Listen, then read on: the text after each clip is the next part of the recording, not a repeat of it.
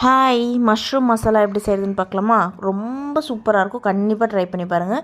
First ஒரு கடாயில் வந்துட்டு 1 ஸ்பூன் ஆயில், 1 ஸ்பூன் சீரகம், சோம்பு அண்ட் மிளகு இது நல்லா ஸ்மெல் வர வரையும் வறுத்துட்டு 1 கப் ஆஃப் சின்ன வெங்காயம், நான் கொஞ்சம் பெரிய வெங்காயமும் கலந்து போட்டிருக்கேன். உங்களுக்கு வேணும்னா சின்ன வெங்காயம் மட்டும் போட்டுக்கலாம்.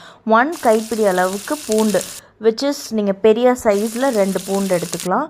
அண்ட் வந்து 3 காஞ்ச மிளகா ரெட் சில்லி, அதுக்கப்புறமா ஒரு விரல் சைஸ் இஞ்சி, ஒரு 5-6 கேஷ்யூஸ், கொஞ்சமாக கசகசா, ஒரு 1/2 ஸ்பூன் கசகசா, கொஞ்சமாக கருவேப்பிலை, ஒரு தக்காளி. இன்கேஸ் தக்காளி வேண்டான்னு நினச்சிங்கன்னா நீங்கள் அதுக்கு பதிலாக 1 ஸ்பூன் ஆஃப் கர்ட் ஆட் பண்ணிக்கலாம்.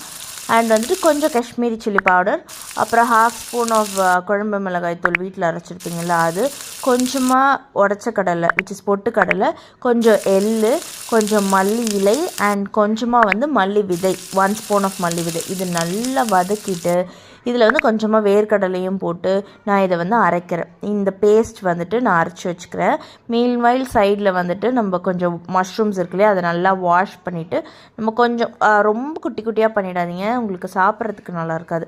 கொஞ்சம் ஹாஃபாக கட் பண்ணி வச்சுக்கிட்டேன். திருப்பியும் அதே கடாயில் கொஞ்சமாக ஆயில் போட்டு பட்டை, கிராம்பு, ஏலக்காய், உங்ககிட்ட என்னென்ன ஸ்பைசஸ் இருக்கோ அதெல்லாம் போட்டுக்கோங்க. இதில் வந்து நான் எடுத்து வச்சுருந்தேன் ஆல்ரெடி 1/2 ஆனியன் அண்ட் 1/2 டொமேட்டோ.